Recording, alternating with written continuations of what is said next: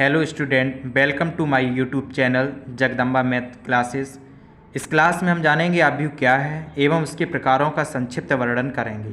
अगर आप इस चैनल पर पहली बार विजिट कर रहे हैं तो आप इस चैनल को सब्सक्राइब करते हुए बेल आइकन को दबाना ना भूलें। अगर वीडियो पसंद आए तो लाइक एवं शेयर अवश्य करें। तो चलिए अब क्लास स्टार्ट करते हैं। जैसा कि आप स्क्रीन पर देख रहे होंगे आव्यूह, तो आव्यूह क्या होता है इसके बारे में हम समझेंगे।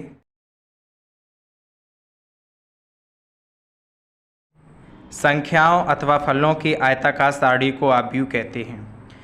यहाँ 2 स्टार के रूप में हमने लिखा है। नंबर पहला, आव्यूह में उपस्थित अवयवों से बनी 36 रेखाओं को पंक्ति या रो कहते हैं। पंक्ति को इंग्लिश में रो बोलते हैं। और दूसरा पॉइंट है, आव्यूह में उपस्थित अवयवों से बनी ऊर्ध्वाधर रेखाओं को स्तंभ या कॉलम कहते हैं। जैसा कि एग्जाम्पल दिया गया है, ये पंक्तियों में लिखा है 2 5 3 7 8 5 1 2 4। जैसा कि यहाँ देखा है, ये पहली पंक्ति जो 36 में लिखी गई है इसको हम पहली पंक्ति R1 कह सकते हैं, और ये जो दूसरा है इसको R2 और तीसरे को हम R3 कहते हैं। और ये जो ऊर्ध्वाधर स्तंभ है इसको हम C1 पहला, दूसरे को C2 और तीसरे को C3 कह सकते हैं। अब इस आव्यूह का जो यहाँ लिखा है 3 × 3, तो इसे हम आव्यूह का कोटि या क्रम कहते हैं। अगर इसका मल्टीप्लाई कर दिया जाता है तो जैसे कि हम 3 × 3 करें तो यहाँ 9 आएगा, तो हमें पता है कि इस आव्यूह में 9 अवयव होंगे, इसलिए इसे हम आव्यूह का क्रम या कोटि कहते हैं। और इसे लिखने के लिए देखो हमने यहाँ लिखा है कि आव्यूह का कोटि या क्रम, ऑर्डर ऑफ ए मैट्रिक्स। आव्यूह का कोटि या क्रम लिखने के लिए पहले पंक्तियों को तथा फिर स्तंभों को देखा जाता है। तो जैसा कि यहाँ हमने एक एग्जाम्पल लिखा है, तो इसमें 3 पंक्तियाँ हैं जैसा कि आप देख रहे हैं, 1 2 3 तथा स्तंभ 4 हैं, 1 2 3 4। तो इस आव्यूह का जो कोटि या क्रम है वो 3 × 4 है, क्योंकि पहले पंक्तियाँ उसके बाद स्तंभ लिखे जाते हैं। अब आव्यूह के प्रकार में देखो, तो जैसे पहला हमने लिखा है पंक्ति आव्यूह।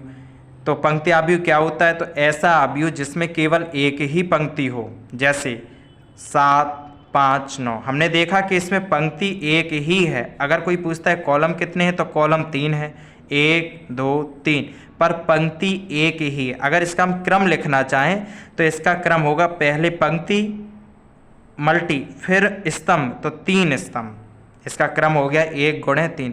अगर कुल अवयव पूछे जाएं कि कुल अवयव कितने हैं, तो कुल अवयव हो जाएंगे हमारे, जैसे मल्टीप्लाई कर दो इसका तो 3 अवयव हो गए। इसी प्रकार स्तंभ आव्यूह, तो ऐसा आव्यूह जिसमें केवल एक ही स्तंभ हो, जैसे 1 2 3। इसमें देखो स्तंभ 1 है पर पंक्तियां कितनी हैं, 1 2 3, तो इसका क्रम हो जाएगा पहले पंक्ति फिर स्तंभ। तो इसमें भी अगर अवयव देखे जाएं तो अवयव हो जाएगा 3 × 1 = 3।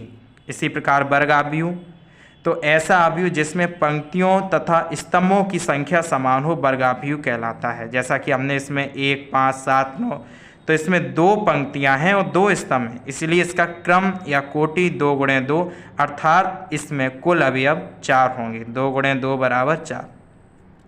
अगर हम देखें कि वर्ग आव्यूह, तो इसमें स्तंभ और पंक्तियों की संख्या समान होती है। अगर इसको समझना चाहे तो जैसा कि हम स्क्वायर निकालते हैं, जैसे 2 का स्क्वायर 4 होता है, 5 का स्क्वायर 25 होता है, तो उसी संख्या का मल्टीप्लाई करने से स्क्वायर मिलता है। इसलिए इसमें संख्या समान होती है पंक्तियों और स्तंभों की।